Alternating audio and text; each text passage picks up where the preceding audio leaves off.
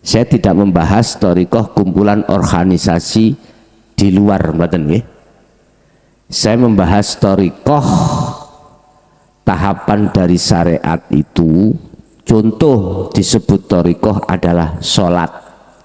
Sholat, nama sholat ini kan perintah toh Pak ya.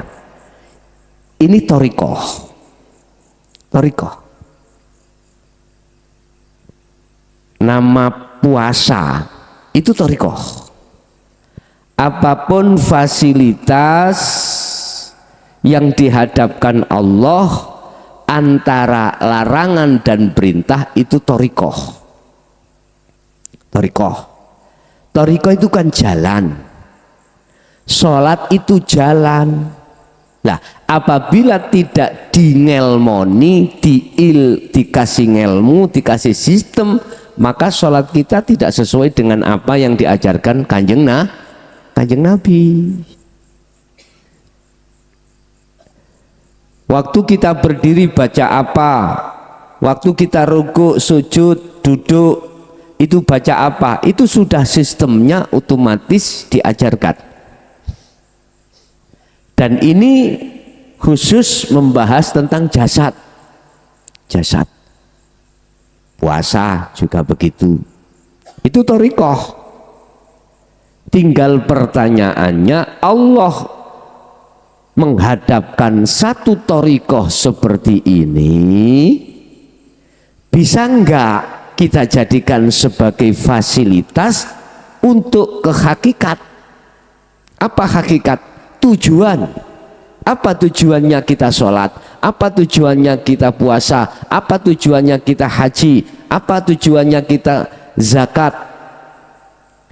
Tidak ada lain kecuali menghadap, bertemu terhadap Allah Subhanahu wa Ta'ala. Tujuannya kan gitu. Jadi ilmu syariat ini adalah sistem untuk mendidik terhadap thariqah kita supaya ruh ini nanti bisa makrifat pada Allah, bertemu Allah. Sebab orang yang sholat tujuannya adalah menyembah dan bertemu liqa pada Allah, bukan pada selain Allah. Sebab banyak ayat yang mengatakan illa liya'budun, kecuali menyembah pada Allah. Wa ma umiru, dan tidak diperintah kita semuanya illa liya'budu, kecuali kita menghadap, menyembah, bertemu Allah ing Gusti Allah, pada Allah. Nah, terus kita tarik ke belakang, mengapa sholat kita selama ini belum pernah bertemu Allah? Mengapa kita haji, kita zakat, kita puasa di situ nggak pernah bertemu Allah? Saya tidak membahas di luar aktivitas perintah yang wajib, ndak ya. Yang selain wajib ndak. Itu tadi yang wajib. Di dalam perintah wajib aja kita nggak pernah bertemu Allah, apalagi di luar perintah wajib seperti sunnah atau yang lainnya. Pernah bertemu Allah. Itu kalau kita cari alasannya banyak sekali. Mungkin diantaranya karena ruh kita, ruh yang ada pada diri jasad belum, sekali lagi, belum diajarkan sistem atau ilmu tauhid atau sistem hakikat supaya bisa makrifat pada Allah. Sebetulnya 4 simple mawon. Syariat thariqah itu nata jasad, hakikat menuju makrifat itu nata ruh. Sehingga ketika jasad melakukan perintah dari Allah baik wajib, sunnah dan meninggalkan larangan, ruh ini hanya bertemu Allah. Mestinya seperti itu. Mengapa selama ini tidak? Ketika kita sholat masih hati masih terdengar, masih mendengar, masih melihat, itu selain Allah. Alasan yang paling mendasar, ruh kita itu tidak diajarkan sistem hakikat menuju makrifat. Nah, inilah sistem yang diberikan Allah terhadap Muhammad. Yang kedua adalah hakikat.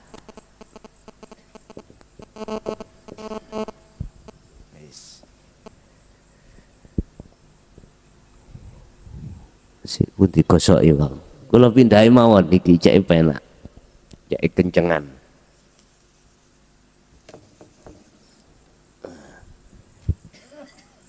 Niki syariah, niki hakikat. Nek syariah itu didikannya ke jasad. Tadi kata kunci yang pertama, kalau kita manusia diciptakan Allah dua unsur jasmani dan rohani. Jasmani dari jasad nanti kembali ke jasad, ruh dari Allah kembali ke Allah.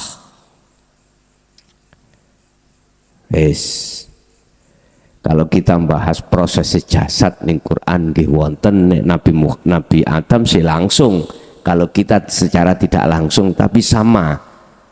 Nah, di situ ada nutfah, mani, dan mani dihasilkan dari tumbuh-tumbuhan hidupnya di tanah. Jadi saripati tanah itu berupa tumbuh-tumbuhan yang dibawa tumbuh-tumbuhan terus kita makan, akhirnya terciptalah nutfah itu nanti. Ajaran yang kedua dari Kanjeng Nabi yang diemban dari Allah itu berbentuk ini khusus untuk mendidik terhadap ruh dalam diri kita. Mendidik ruh dalam diri kita supaya ruh itu teringat terhadap apa yang pernah ruh janji pada Allah pada saat kita di zaman azali, supaya ingat kalau kita dulu ruh sebelum kita itu diturunkan ke dunia, ruh itu pernah dijanji oleh Allah, dibaiat oleh Allah, dan ruh itu setuju. Ini pengertian dasar tauhid kan di situ. Apa itu? Sebelum ruh itu ditiupkan Allah, wa nafakhtu kata Allah terhadap jasad, ruh itu ditanya semuanya. Cuman kita mungkin nggak ingat. Mengapa tidak ingat? Karena kita kesadarannya hilang, kesadarannya ruh itu hilang. Mengapa kesadaran ruh hilang? Karena ruh terpengaruh dengan apa yang dibawa oleh nafsu setiap diri kita. Apa itu yang dibawa nafsu? Asyahwatu ad-dunyawiyah, dunyawiyatu, yaitu kesenangan dunia. Itu yang melalaikan ruh itu. Kalau ruh pernah berjanji pada Allah, alhaakumut takasur. Akibat ruh ini, hati ini bermegah-megahan dengan kesenangan dunia, menjadikan ruh ini lalai terhadap Allah. Makanya jangan heran kalau kita waktu sholat teringat selain Allah. Pun heran. Ini kenyataan pada diri kita sebagai seorang mukmin atau seorang muslim seperti ini.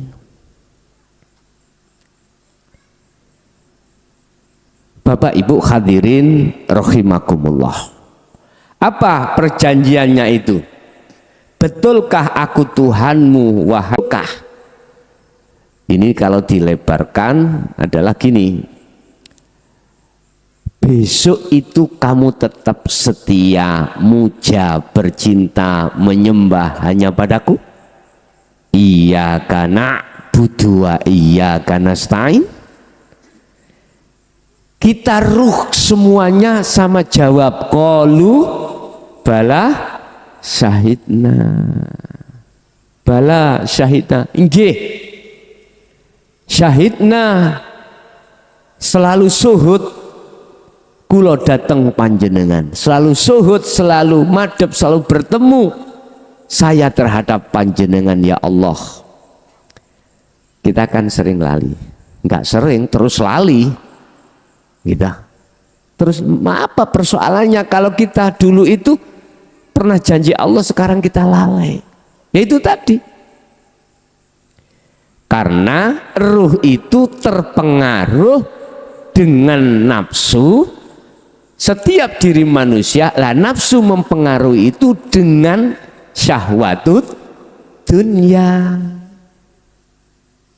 Mestinya syahwatut dunia itu berhenti pada jasad, karena syahwatut dunia itu yang dibutuhkan jasad. Boleh masuk ke ranah zonanya ruh yang disebut kolbun, mboten angsal, tidak boleh. Tapi ini fakta sampai masuk loh Pak.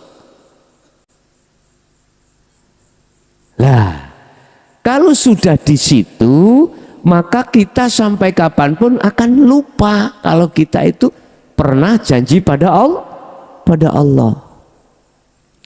Dengan kehadiran Rasulullah dengan membawa kitab inilah, yang tujuannya Allah dan Rasul hawa nafsu. Nafsu mencengkram kita hanya dengan kesenangan dunia kok. Hanya itu. Akhirnya kita sebagai manusia, mohon maaf, mohon maaf.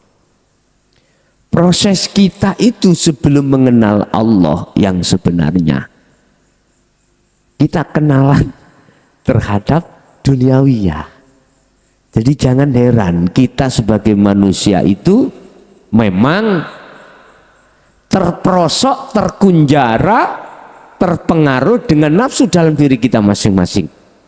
Akhirnya kita mesti lebih mengutamakan kebutuhan dunia daripada akhirat. Kebutuhan dunia berarti jasad, gitu. Hubungannya dengan kesenangan dunia, sehingga orang-orang nggak mau. Manusia itu kalau jatuh miskin nggak mau sebetulnya. Jatuh bangkrut bisnisnya nggak mau. Siapa yang pengen miskin? Nggak ada manusia itu. Semuanya pengen kaya.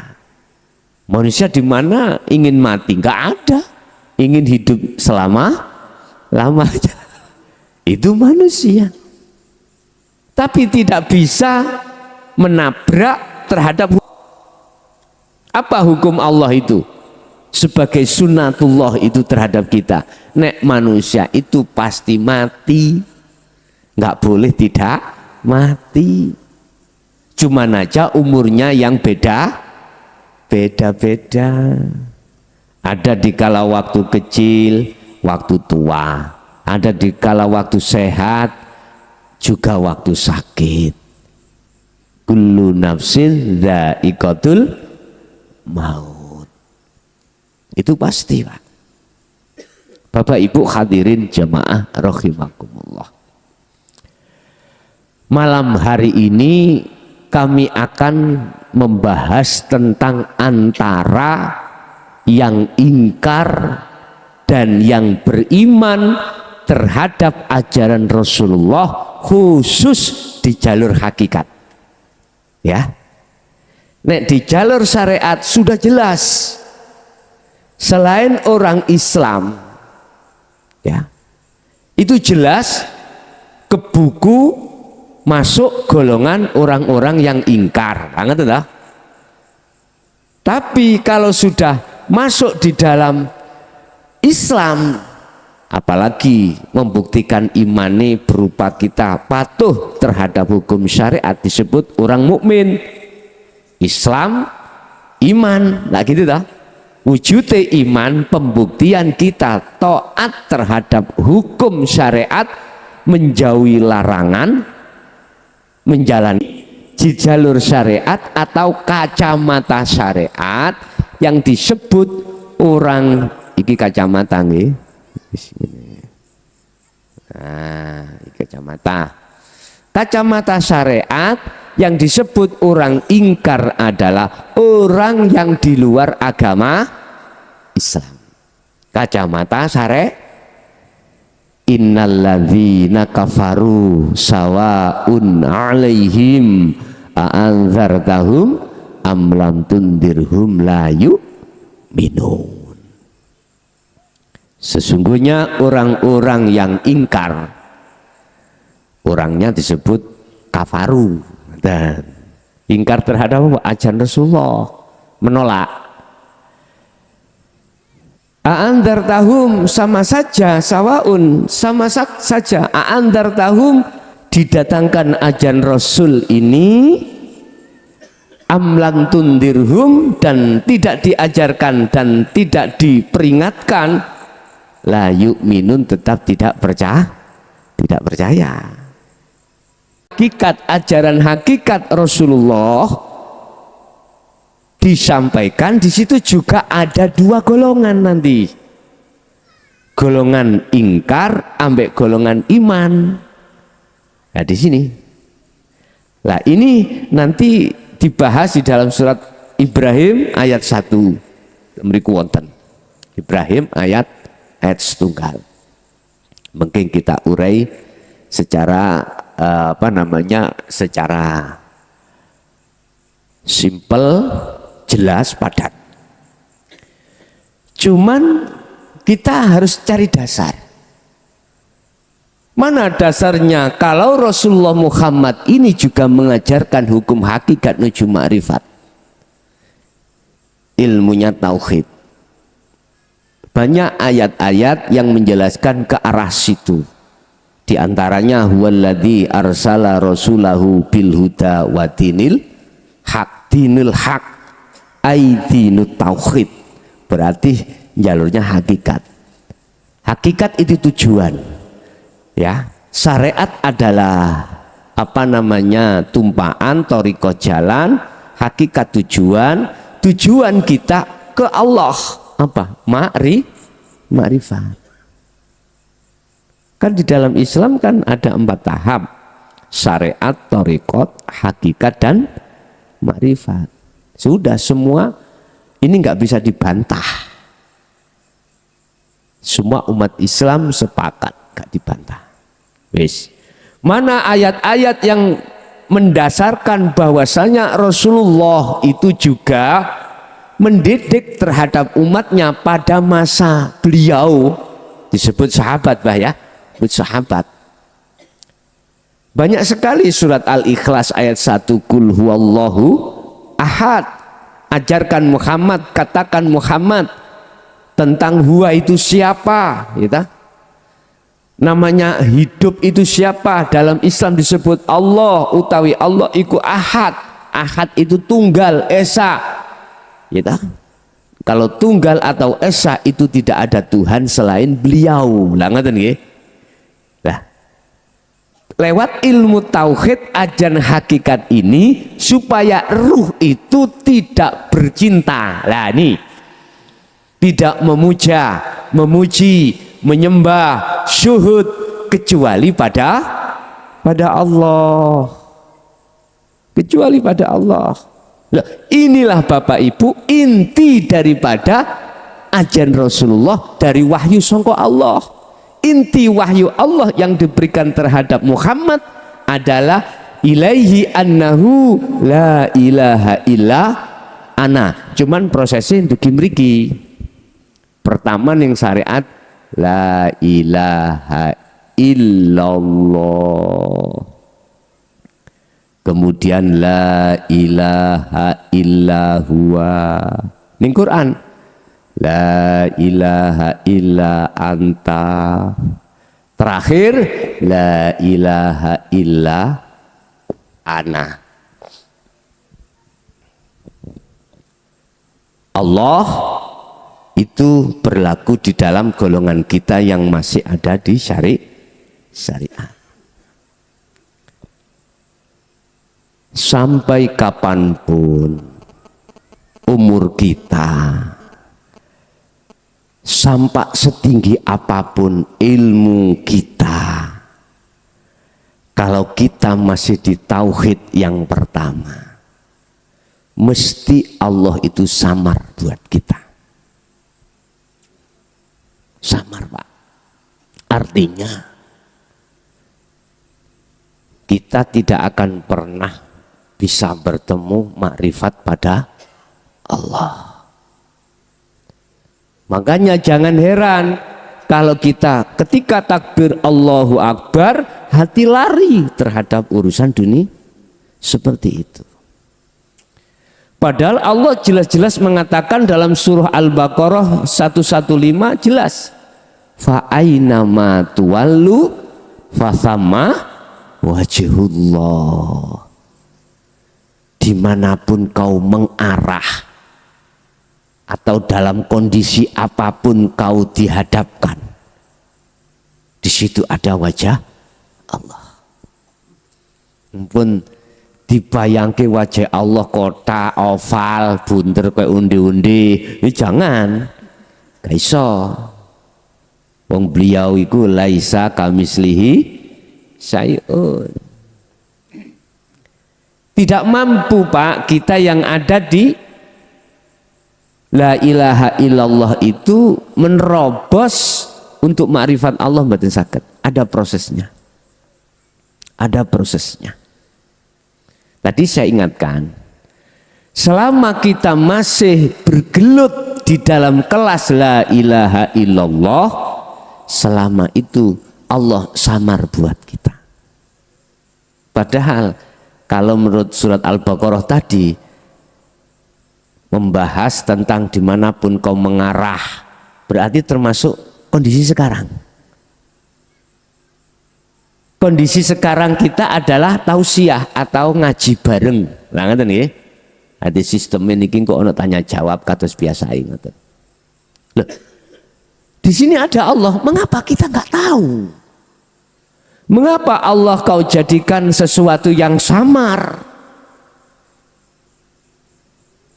Padahal Allah itu hakul mubin.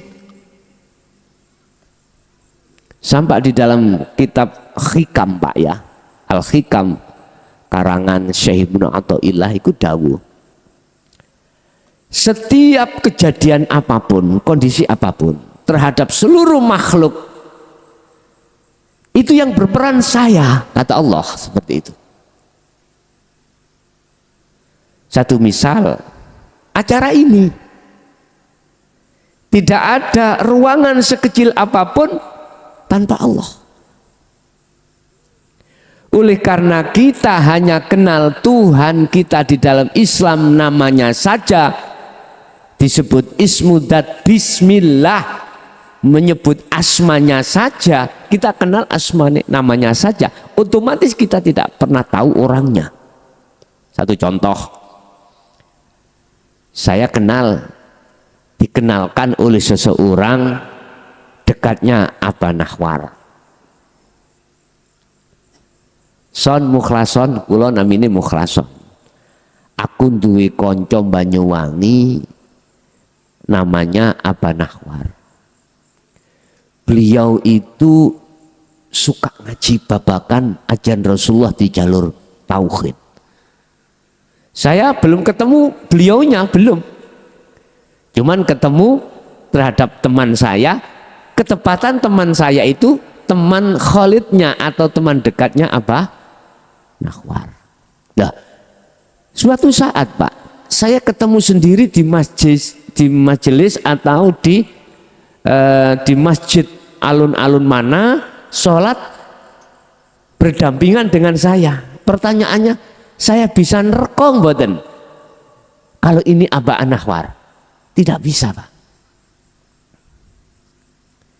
Berarti saya harus membutuhkan seseorang yang dekat terhadap beliaunya untuk memberikan petunjuk, menghantar dan memperkenalkan terhadap Aba Nahwar. Itu loh Aba Nahwar. Kalau sudah perkenalan, jabat tangan, udah Berarti kalau sudah bertemu, sudah kenal tidak hanya nama, bahkan wujudnya beliaunya, otomatis dimanapun saya berada, di situ ada Aba Nahwar, saya nggak akan tertipu, nggak akan ketipu, nggak akan ketemu dengan wujud-wujud yang lain. Begitu juga dengan Allah. Kita kalau kenalnya sebatas nama, la ilaha illallah, tidak ada Tuhan kecuali Allah.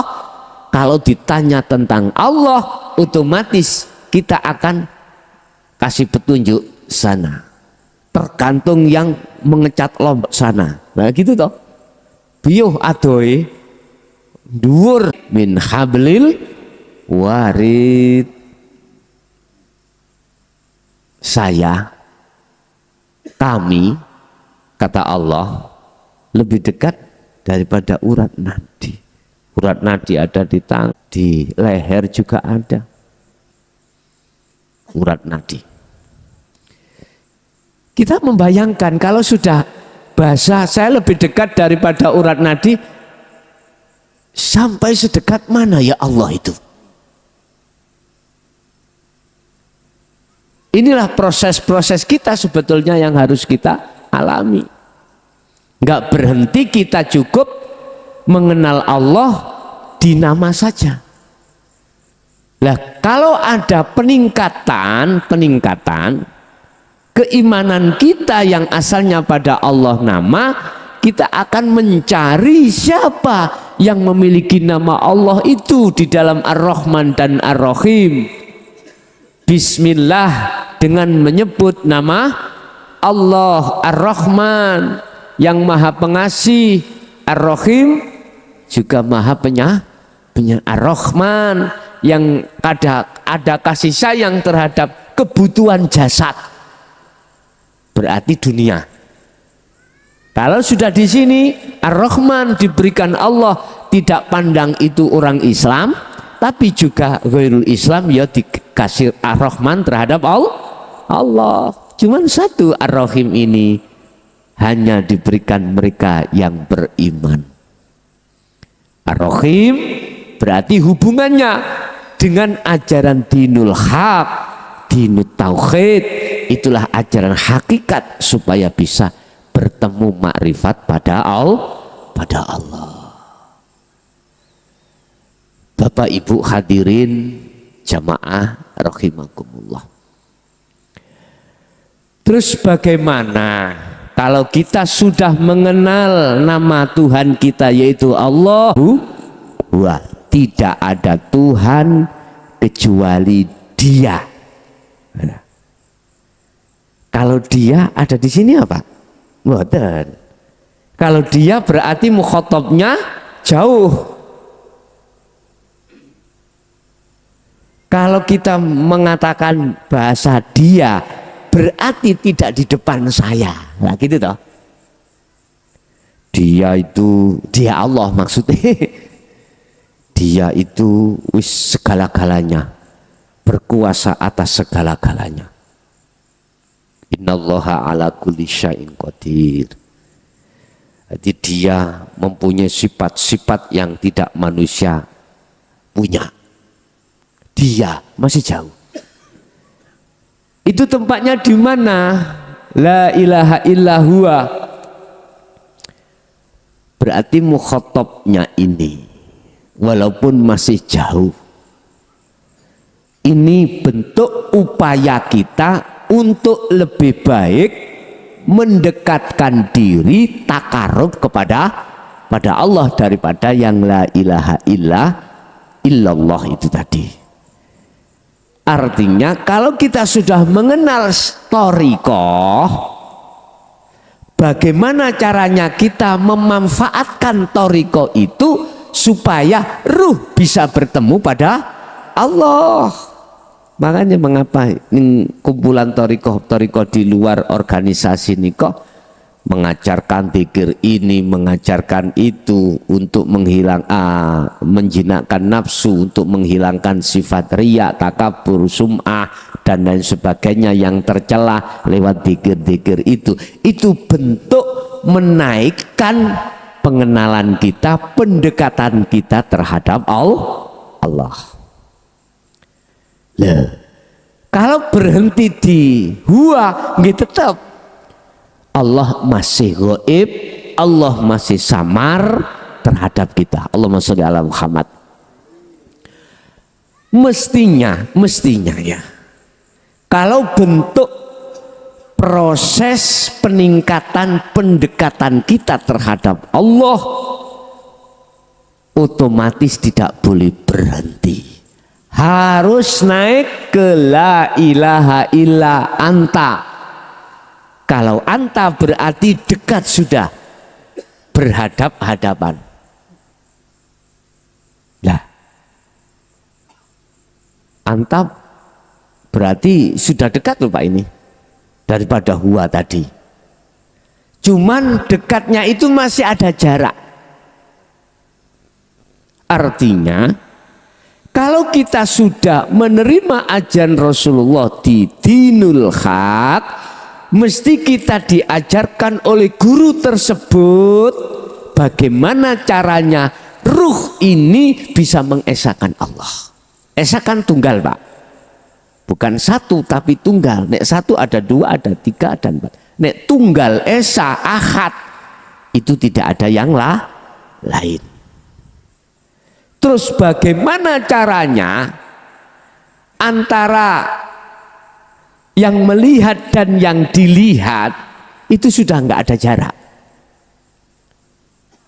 sehingga sudah benar Allah katakan dalam satu ayat, wa nahnu aqrabu ilaihi min hablil wa qala aidan wal awwalu wal akhiru wadh-dhahiru wal batinu.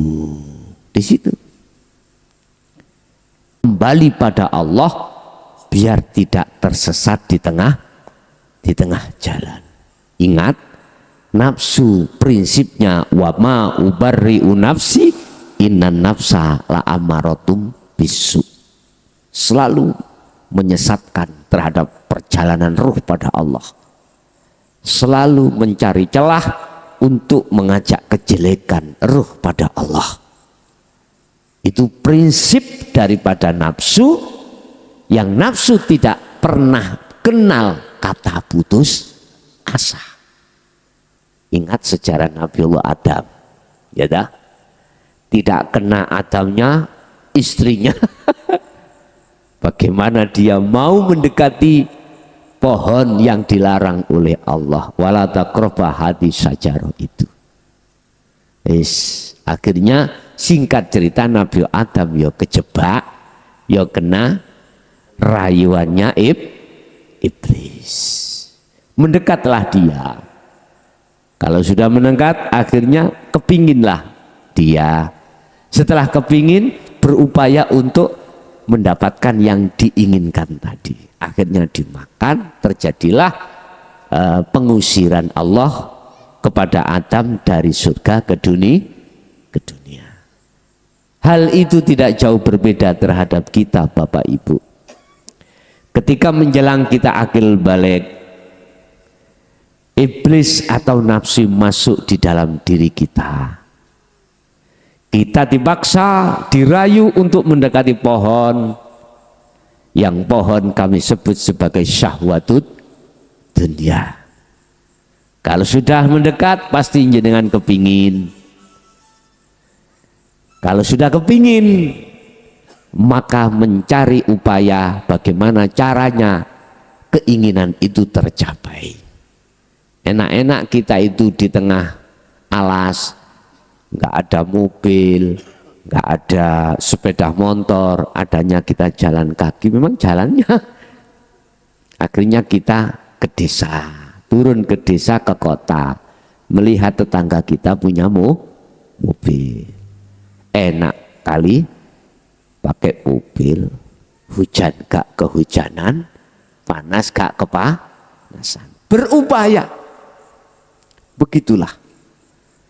Akhirnya bagaimana? Kalau sudah kita makan, artinya kalau syahwatud dunya sudah masuk di dalam jagatnya ruh yang disebut kolbun, timbullah satu penyakit yang disebut hubbud dunya. Ini bahaya. Dan ini juga terjadi terhadap siapapun karena proses, Pak. Nih, tidak jauh dari Adam, Nabiullah Adam alaihissalam.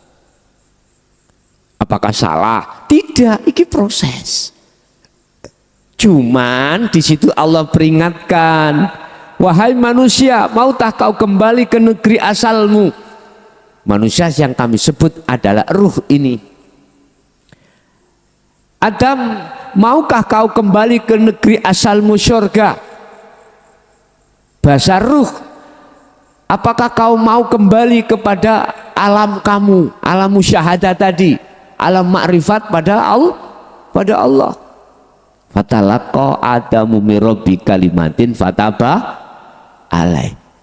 Nggih Gusti, tapi ono syarate. Terus pundi syarate? Terimalah kalimatin ini. Lah kalimat ini yang akan kami bahas. Apa kalimat itu? Kalimatin adalah ajaran Allah tentang dinut tauhid, tentang meninggalkan khul pada Allah, hanya bercinta pada Allah, hanya memuja dan muji, menyembah pada Allah. Nah, kita sekarang diposisikan masih menyembah selain Allah, menyembah HP, ya, menyembah mobil, menyembah jabatan, menyembah macam-macam. Minan nisa wal banin wal qanatiril muqantarah. Kebanyakan kita masih menyembah selain Allah. Tapi bukan berarti orang yang bawa HP, orang yang pangkatnya tinggi, orang yang kaya, bukan berarti ruhnya itu tidak menyembah Allah yang sebenarnya. Enggak. Kalau dia sudah berdinul haq, aku yakin hanya menyembah pada Allah. Sehingga bentuk HP, bentuk pangkat, bentuk nopo mawon secara fisik tidak mempengaruhi kerja dan tugasnya ruh, hanya menyembah pada Allah. Paham nggih? Pun monggo dibuka di dalam surah Al-Ibrahim, surat Ibrahim ayat 1. A'udzubillahi minasyaitonirrajim. Bismillahirrahmanirrahim. Alif lam ra. Iki sampai padosi tafsir yang muhakamah nggak ketemu. Apa artinya alif lam ra? Al muradu bihi, pengertian daripada alif lam ra itu yang tahu illallah. Kalau padosi tafsir napa mawon jawabane ngoten.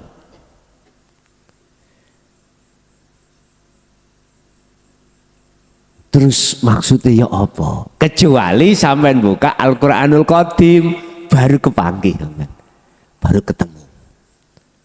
Alif lam ra iku piye? Termasuk alif lam mim, termasuk Yasin. Nanti sing ayat sing ning ngarep huruf-huruf yang tidak bisa diartikan secara lughat syariat.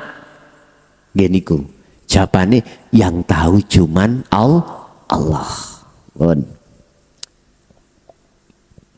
Utawi alif lam ra iku kitabun, kitab. Iki dijelasno. Panjenengan nanti akan tahu maksud daripada alif lam ra manakala Anda mengerti daripada isi kandungan kitabun terus niku sampai ayat 2, 1 dan 2. Nek jasad yo hadas kecil ya sampean gak duweni wudu, gak punya air, gak punya wudu. Hadas besar berarti sampean masih mengandung junub. Megang Quran boleh mboten? Tidak boleh, haram.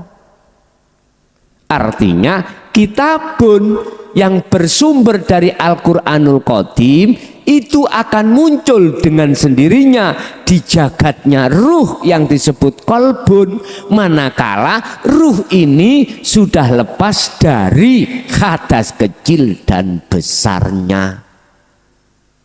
Innallaha yuhibbut tawwabina wa yuhibbul mutatahhirin. Makanya dikonjogo hadasnya ruh ini. Pun kita teruskan.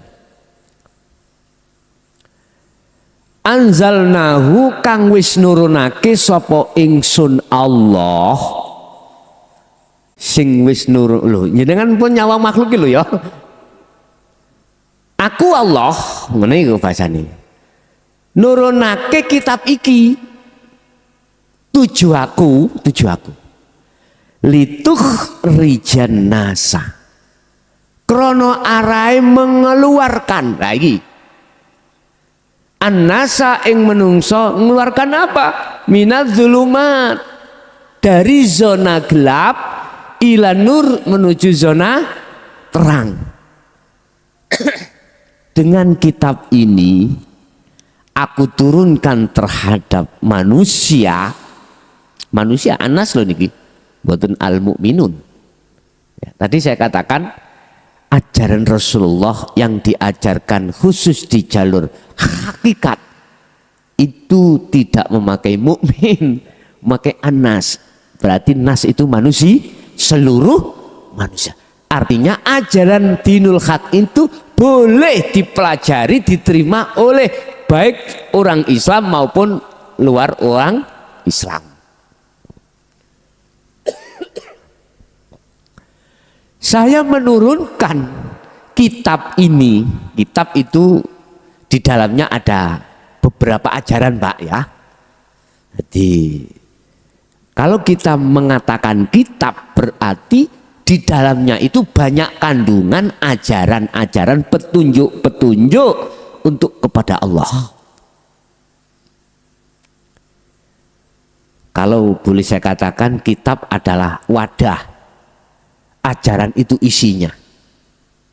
Litukhrijan nasa, saya turunkan ini untuk mengeluarkan manusia minadz zulumat, dari kegelapan. Artinya gini Pak, kita yang masih di posisi hati bercinta pada selain Allah, itu hakikati kita ruh itu gelap pada Allah, sehingga Allah samar buat kita. Akhirnya kita dimanapun tidak akan pernah merasa, melihat atau disorot oleh Allah, nggak merasa.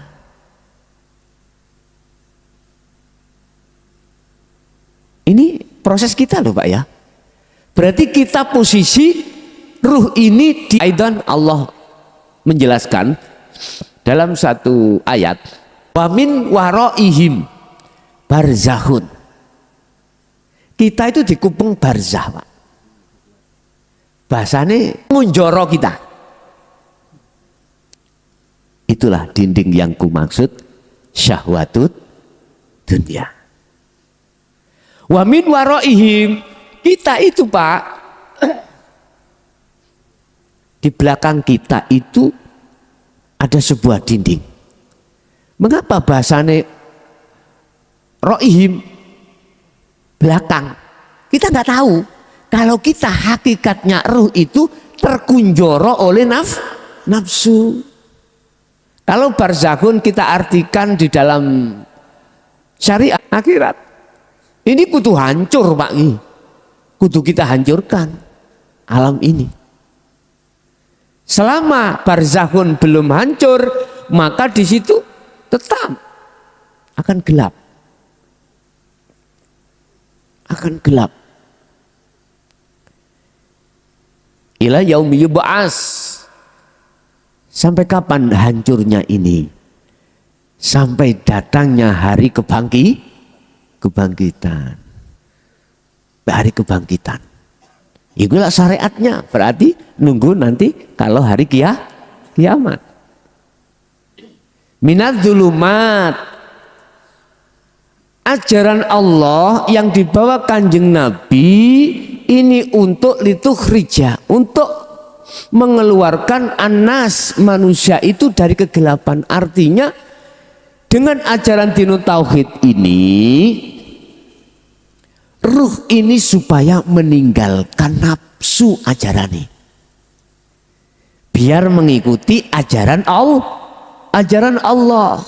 Al-Baqarah 257.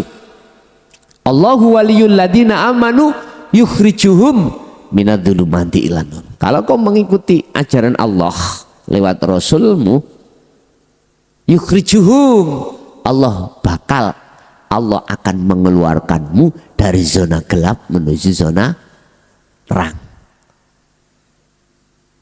Ini separuh ayat 257 ini. Terus ayat ini kebalikan. Orang kar terhadap ajaran Allah berarti mengikuti ajaran nafsu atau iblis, dia justru tenggelam di dalam kegelapan. Nah ini bahas hakikat berarti ruh. Berarti mau gak mau kita sebagai manusia, menurut saya wajib manusia itu ngikuti tidak hanya terhadap syariat Rasulullah, tapi juga harus naik ke hakikat Rasulullah. Kalau kita bertanya, mengapa kita selama ini kebanyakan umat manusia itu jauh dari Allah? Jawabannya cuma satu. Karena ajaran yang khusus hakikat itu digegem rapet, ini bahasa Maduranya gegem rapet ya. Pergem rapet, dimasukkan kotaknya dikunci, kotak dimasukkan lemari ini dikunci, sehingga mengatakan ini rahasia. Sejak kapan? Sejak zaman Khalifah Sayyidina Ali karamallahu wajhah, sampai beliau katakan, aku punya sekarung ilmu ini, tatkala aku sampaikan akan dipenggal saya. Itu ajaran dinut tauhid. Mengapa beliau Sayyidina Ali sebagai babul ulum, pintu beberapa ilmu, mengeluarkan fatwa seperti itu? Karena pada saat beliau ahli kitab niku kuat sekali, Pak. Nah, sebelum beliau Abu Bakar, Umar, Utsman ini belum sekuat ketika zaman Sayyidina Ali. Lah ahli kitab mengatakan dzalika dhalalatun, ajaran yang sekarang itu sesat. Yaitu hakikat nuju ma'rifat. Karena ini menyentuh dan mengurusi tentang ruh. Qurannya ada. Sampai buka Muhammad, bila mana ada yang tanya tentang ruh, jawaban iku urusaku. Lah ngene, berarti itu urusannya Muhammad. Sebab manusia itu hanya sedikit yang berarti gak boleh. Penafsiran ahli kitab seperti itu. Apapun alasannya, wong kaum manusia gak boleh membahas tentang masalah ruh. Wis. Sekarang tak tarik kata kunci. Andai kata Allah itu tidak ada di dalam dan diri saya, mukhlason iki saged njeplak. Dari sifat kalam, dari sifat sama, dari sifat basor, bisakah berperan sendiri tanpa Allah? Nggak bisa. Secara fisik itu sebagai alamat, tanda, menandai yang sebenarnya. Siapa yang sebenarnya? Al-Haq, Allah Subhanahu wa ta'ala. Hidup itu tadi yang wal awal wal akhir wal zahir wal batin. berhubung imannya kita, percayanya kita belum sampai di situ, masih beriman terhadap selain Allah yang berperan, maka sudah wajar mengatakan zalika dzalalatun, itu sesat.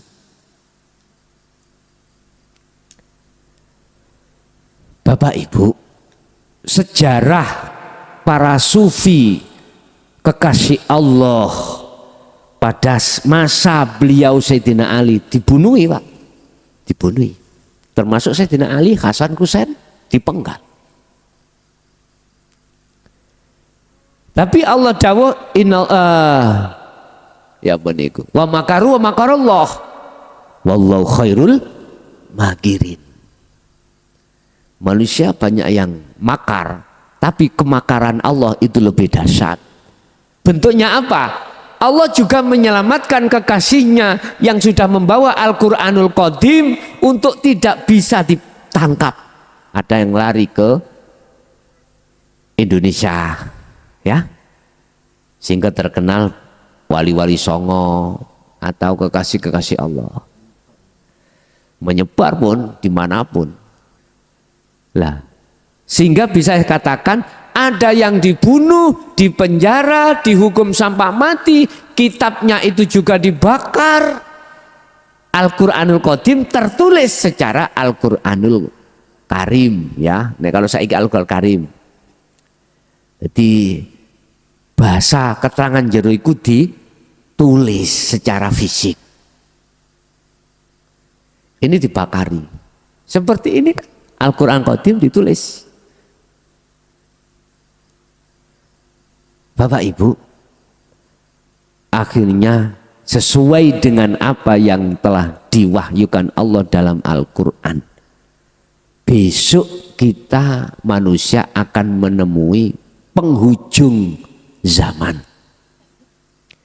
Di situ Allah akan menurunkan Nabiullah Isa yang fungsinya, tugasnya adalah melanjutkan estafet, meneruskan ajaran Rasulullah. Entah dalam surat apa itu, coba dicari. Nabi Isa diturunkan dengan tugas apapun. Dengan tugas apa? Meneruskan ajaran Rasulullah. Apa ajaran Rasulullah? Tidak hanya syariat Bapak, Ibu, tapi hakikat. Sebab dengan hakikat inilah akan bisa bertemu makrifat pada Allah. Sampai dalam satu ayat, barang siapa di dunia Allah masih samar, masih buta kita pada Allah, sehingga mengatakan Allah itu samar, terus kita meninggal di akhirat pun juga begitu. Maka nafi hadhihi a'ma wa huwa fil akhirati a'ma wa adallu sabilan. Jelas sudah. Bon. Lah yang dimaksud minadzulumat itu zaman atau zona gelap itu ya apa? Zona di mana hati atau ruh ini Bapak masih mencintai selain Allah. Ketika itu kita cintai, justru itu yang menggelapkan ruh kita pada Allah. Bukan Allah itu gelap, bukan Allah itu samar, bukan Allah itu bisa tertutup, bukan. Justru yang tertutupi adalah ruh.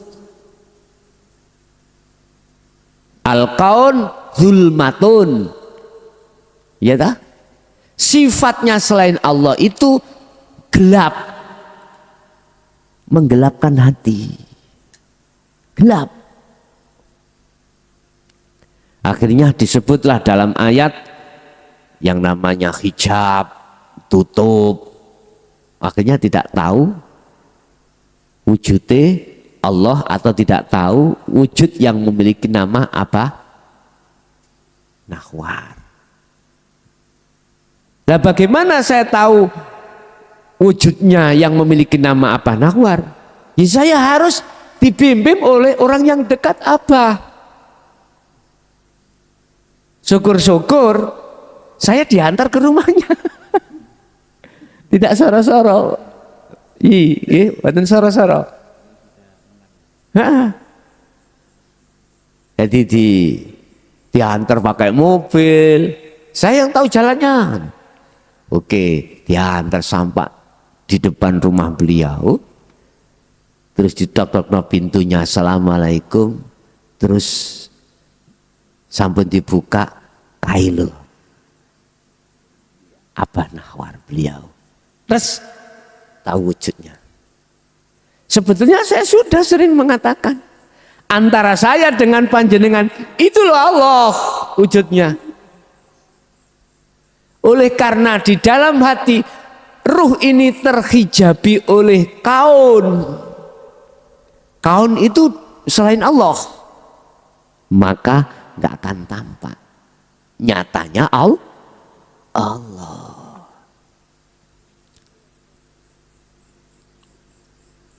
Bapak Ibu, kalau tujuan maksud kitab isinya itu tadi untuk mengeluarkan ruh dari zona gelap menuju zona terang, maka disinilah saya katakan wajib ain, fardu ain.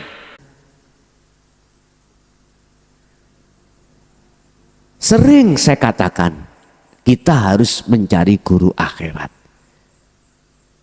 Guru akhirat saya katakan ini Laksana teman saya yang dekat terhadap Abah tadi. Cirinya cuma dua orang ini. Apa? Pertama, segala pitutur pembicaraan mengarahkan jenengan tentang ilmu tauhid pada jalan Allah. Tidak mengajak kita memperkaya diri dengan urusan-urusan dunia. Tidak mengajak kita menjadi orang yang berkaromah atau orang yang sakti. Tidak. Mengajak pembicaraan kalamnya beliau itu selalu mengarahkan ruh atau hati kita pada Allah. Yang kedua, apa yang dia sampaikan, beliau sampaikan itu akan menenteramkan hati, mengejak untuk ketentraman hati yang abadi. Pun nek fisike Pak, mohon maaf, terserah Allah. Diletakkan fisik sebagai tablek secara syariat monggo, jadi pejabat monggo, petani penelayan monggo, bahkan nyun sewu jadi lonte. Mohon maaf loh ya, bisa jadi terlalu kejam ya, tak ralat nih, terlalu kejam. Kalau ralat sampai diletakkan secara fisik itu jadi pemulung. Orang yang nggak punya, rumah pun nggak punya. Tiap saat dan waktu dia berteduh, dia dimanapun, di bawah jembatan. Berarti tiang, bahasa Maduranya tiang apa namanya? Kiri. Orang bahasa Madura, orang yang nggak beres.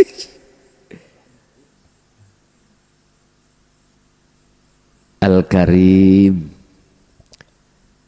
Allah kuasa menjadikan kekasihnya itu di tempat-tempat fisik yang menurut manusia lain itu tidak mau. Itu bentuk berarti Allah menutupi kekasihnya terhadap orang lain. Ada di situ Pak. Kalau kita mencari cirinya di dalam susah Pak, susah. Kalau saya bicara cirinya di dalam gini Pak. Orangnya nggak berhenti hatinya berzikir pada Allah. Apa kita tahu? Nggak tahu Pak. Selalu beliau mewadifahkan zikirnya terhadap Allah setiap saat dan waktu, bahkan setiap pernafasan dipergunakan, disibukkan untuk berzikir. Kita mencari di situ susah, Pak. Jadi ciri-ciri yang mudah itu tadi dua. Setiap kalamnya, setiap nasihatnya itu mengarahkan ruh untuk lekas wad'u ilallah, kembali pada Allah. Yang kedua, menentramkan hati panjenengan. Wis niku wau ajaran Rasulullah yang dibawa, yang sampai tahun 2014 ini digelar. Mulai zaman Khalifah Sayyidina Ali sampai 2014, berapa tahun? Berapa ribu tahun ya, Pak? Bertahun-tahun nggak bisa dihitung dia. 2014 baru digelar secara terang-terangan ning YouTube gitu, medsos, secara umum ngeten iki. Kalau dulu kalau mengikuti masa-masa disembunyikan, Pak, penuh kinayah, penuh isyarah dari masyayikh akhirat seperti itu. Kita menjadi murid, wah ngeluh Pak, sirah Pak. Saya tanya, mungkin jenengan tahu beliaunya almarhum Syekh Haji Malang, beliaunya almarhum Syekh Khazinatul Asror, Ringin Agung Pondok, Ringin Agung Kediri. Beliaunya dawuh ngene, Pak, bahasa ke saya misalkan, son Gusti Allahmu ambek aku gak podo, gak bingung awak ngene, padahal podo Islami, Pak. Kopiah kula mari kenceng langsung miring ngeten, Pak. Mbah Khazin, mungkin jenengan tepang Ringin Agung. Dulu pada masa saya niku Mbah Khazin niku khusus di jalur tauhid niku berkata seperti itu. Kula niki cara tiyang ngoten murid sing nom wakal, Pak. Kepalan takon. Nakale kepalan takon. Asline mboten asal takon, tapi kula kepalan takon. Makane cara sekarang jamaah padha takon, ya lumrah. Ngoten nah. Harus diberikan waktu untuk bertanya. Kula tanya ngeten, kula terusaken. Mbah kok saged Allah kula kalih jenengan kok mboten sami? Dijawab malih. Allahku iku son ahad, nek Allahmu iku wakeh. Tambah miring kate roto niki, Pak. Roto goblok niki, ya Allah. Wis kok iso aku ngaji kitab secara syar'i gitu. Allah iku ya gur ahad iku kok wakeh, aku ya apa jare ngeluh. Mboten dijelasno secara gamblang mboten, Pak. Jadi si murid disuruh untuk tafakur sendiri lewat uzlah, akhirnya ketemu jawabannya. Ternyata jawabannya ngeten. Pak enak sakniki niku. Disebut Allah kula niku kathah. Allah kula niku minan nisa, rupa wong wedok, wal banin, bojo. Nek bojone telu berarti Allah telu ngene. Terus kona tiril mungkontoro dunya drono, sandang pangan papan apapun, lu bener niki. Oke. Allah ku kathah, Pak. Wis. Terus kula nggih takok, solo tenan jenenge murid sing kecemes kula niki. Tapi kula nate dipisui, Pak. Sumpah nih. Ya Allah, ya apa coba? Lah niki wujude Pak Haji Nawar iku ya napa? Laksana seperti. Ngene umat misui. Yani kula enteni pisuane niku. Mergae beliau pisuane barokah niku. Keplokane nggih barokah. Lha ngoten lho. Jadi kalau mancing-mancing seperti itu, cek terurai. Wis kembali kepada Allah kula kuwatah.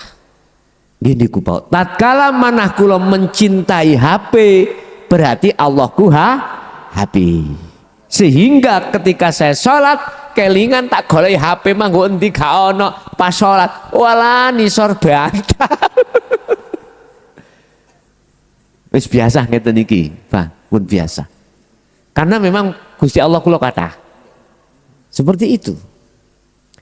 Akhirnya saya tanya, bagaimana Mbah? Gusti Allah kuwatah niku dilek sampai Gusti Allah si esaman.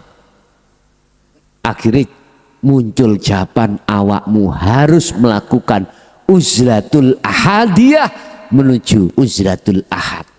Ya Allah, nek ngene paham kula. Ngeten mawon direwangi ngecemes dhisik nggih ya. Leren dikaplok dipisui mboten napa-napa. Saged.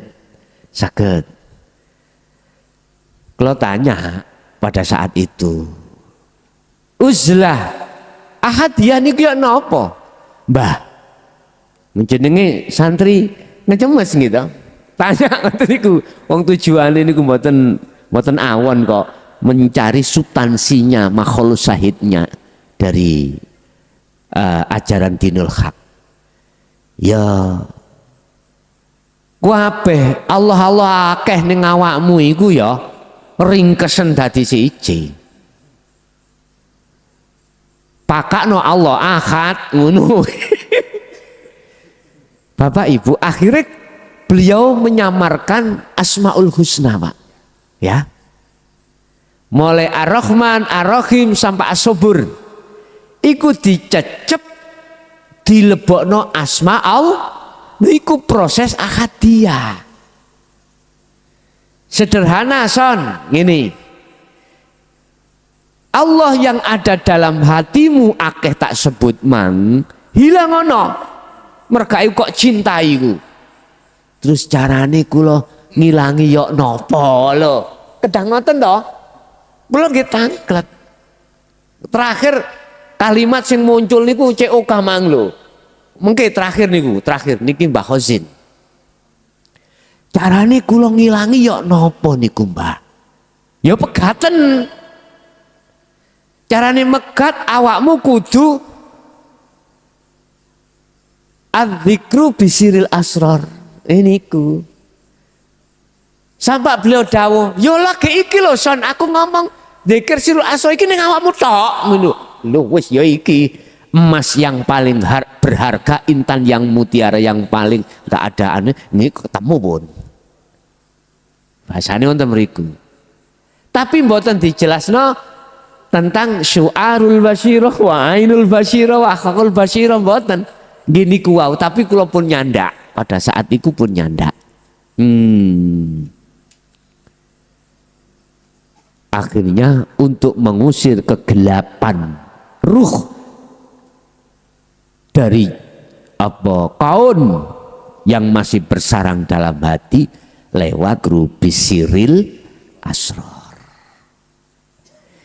Lah zikir inilah Pak yang diletakkan maksud Allah di dalam surah Al-Insan ayat 25-26 yang langsung dilakukan oleh baginda Rasulullah Sallallahu Alaihi Wasallam. Wadhkur isma rabbika bukrata wa asila wa minal laili fasjud lahu fasabbihhu lailan tawilan. Niki nek diwenehno golongan la ilaha illallah atau la ilaha illahua kapan nyambut gawe ini ngono iku.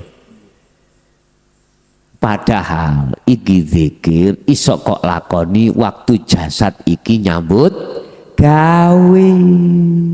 Kak kudu harus, tidak harus jasad ini uzlah topo ning jero kamar tok mboten.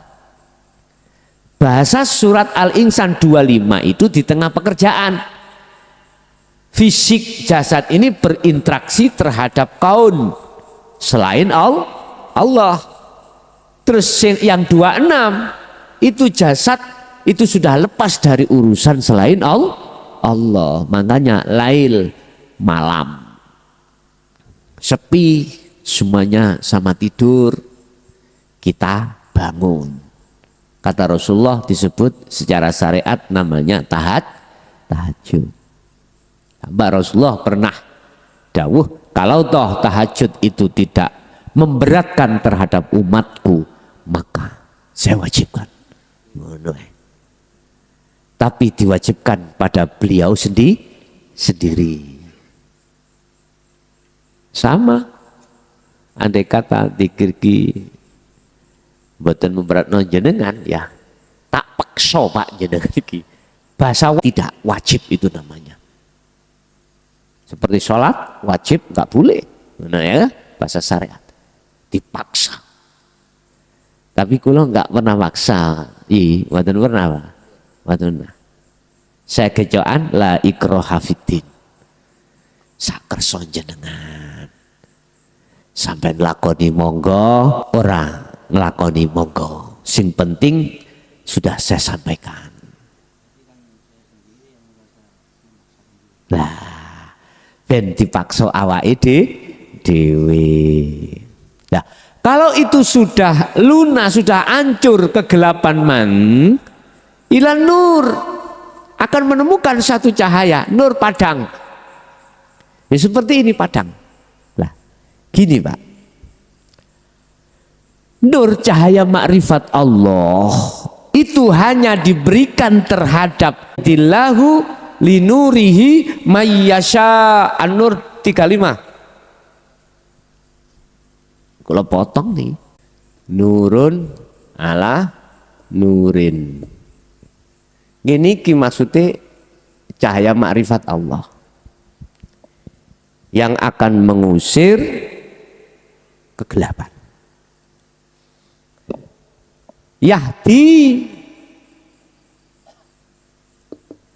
Yahdillahu, Allah akan memberikan, menghadiahkan atau memberikan petunjuk terhadap hambanya yang dikehendaki. Berarti ada yang tidak dikehendaki.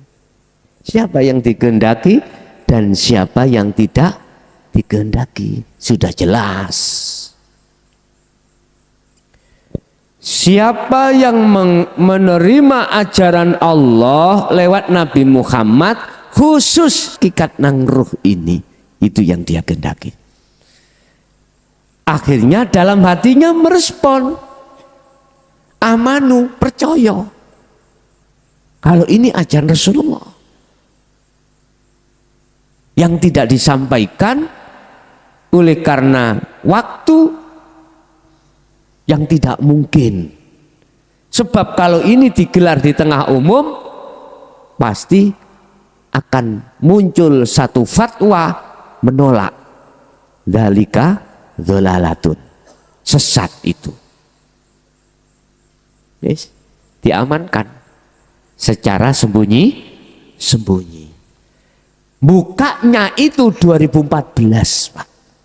Mulai gelar.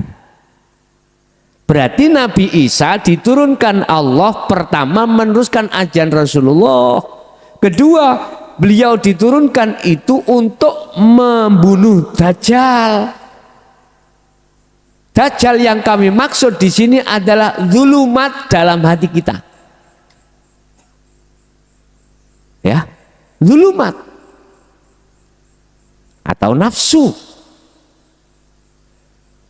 Yang ketiga adalah membebaskan pajak.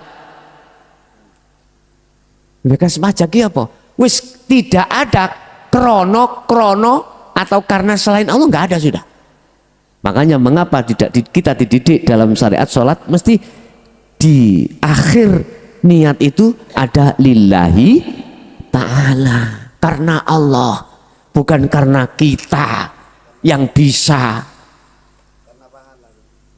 bukan karena selain Allah pahala, bukan karena Allah yang berupa kewajiban, bukan karena Allah berupa surga, bukan karena Allah biar dijauhkan azab, bukan itu. lillahi ta'ala itu bukan karena mertua katanya. Artinya di situ waktu sholat kita meletakkan ayat la haula wala quwata illa billah. Semuanya Allah yang punya peran itu. Kita nggak boleh merasa memiliki di situ. Bagaimana caranya itu bisa muncul dalam diri hati kita? Kita harus bertauhid. Nurun ala nurin, cahaya itu ketika dinyalakan Allah dalam hati, cahaya makrifat itu, seketika itu kegelapan akan sirna. Seperti ini Pak, coba dimatikan aja lampunya semua gelap. Ketika dinyalakan, mana gelapnya? Jadi hilangnya gelap, detik-detik hilangnya gelap, saat detik-detik datangnya cahaya. Dalam hati sampean kali kula yang menutupi ruh dengan Allah itu akan hilang kaun itu tatkala cahaya makrifat itu datang. Cahaya makrifat itu akan didatangkan Allah hanya terhadap hamba yang dikehendaki. Hamba yang dikehendaki adalah hamba yang selalu memadifahkan atau mengistiqomahkan zikir. Lah, hamba yang bisa berzikir adalah hamba yang sudah hatinya itu menerima dinut tauhid. Gitu.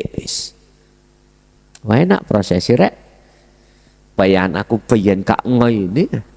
Ya Allah. Kalau ngalami memberikan isyarat 2005 Pak. 2000 sampai 2005 saya mengalami memberikan iki isyarah dengan murid kurang lebih 25. Habis khatam saya tanya, paham Pak? Godeg-godeg Mbak. Tanya enggak boleh. Nah terus saya sinkronkan. Akhirnya muncul demo Pak. Gusti, nek menurut kula lho Gusti. Mboten ya. Siap. Wong kula nggih gak ndek apa-apa. Nek pancen ngono ya, budal ngulon kono kok tak dudono jawabane. Ngilen maksudnya teng Mekah, Pak. 2005 iki duwe apa kayak anu. Kula nggih mboten curhat kali santri-santri, mboten curhat. Eneng salah sidine santri niku pengusaha, Pak. Kontraktor. Dia belum haji pada saat itu. Terus kaya Gusti Allah ngelewakno dalan lewat salah si jamaah mah. Gus njenengan purun berangkat ngilen riyena. Kula jujur mboten purun ngilen nek sampean mboten ngilen sik. Loh. Semua umat Islam pengen, nah ngoten nggih. Cuman sarana dan prasaranya oleh karena belum ada bagaimana. Nek aku sih pengen naik, cuman aku durung duwe syarat, belum punya syarat. Langsung dia pun bahas masalah syarat. Sudah enggak usah bahas syarat dari saya. Niki closing krono tak dokno ambek dawuh Allah. Loh iya cocok wis. Akhirnya berangkatlah saya. Di sana itu baru dijelaskan, kamu pulang nanti harus dipenggal. Ya udah, dipenggal sekalian. Pokoknya duduk manusia. Dipenggal maksudnya adalah ketika saat kita melakukan wajib haji, habis tawaf, terus sa'i, tahallul, ngoten nggih? Lah, tahallul memotong kehormatan. Piye carane atiku gak rumangsa wong hormat?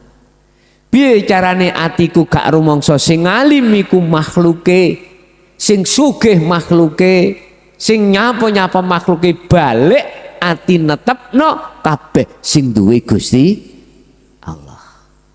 Akhirnya Bapak, saya tidak tahu diri saya itu kemana, bagaimana, tidak tahu. Sehingga orang sekampung mengatakan mukhlason disebut sebagai majnunun, orang gila. Jujur saya katakan, saya tidak tahu apa-apa. Katanya sih, katanya saya itu telanjang bulat. Katanya. Yo jalan-jalan di kampung. Bahkan kalau ada orkes, ada biduannya toh Mbah. Naik saya katanya. Seketika itu buyar orkesnya. Lari. Lah. Kalau saya waras, tahu, yo malu lah Pak. Wong saya sebelum itu terjadi wong kula teng mriku elek-elek nggih Kiai Langgaran. Kula nggih nyekel jamaah tauhid niku sekitar 25, jamaah syariat niku kula ulang ngaji mulai nahwu dari Jurumiyah, Amriti, Alfiyah, Jawahirul Maknun, dereng dugi Jawahirul Maknun langsung wonten perintah ngoten kuwi. Jadi cara bahasa ilmu syariate dateng santri-santri sampun kula sampeake. Jadi umpama kula diceluk Kiai Langgar iku lumayan. Kiai Langgar. Dereng level ngaten. Lah, kan malu, Pak. Kalau saya tahu. Nek gak percaya sopak sampean, waras ya. Sampai coba mudo mlaku. Ya jelas. Wis terserah orang mengatakan gak punya iman. Iya betul. Dikatakan ya punya iman yang punya iman.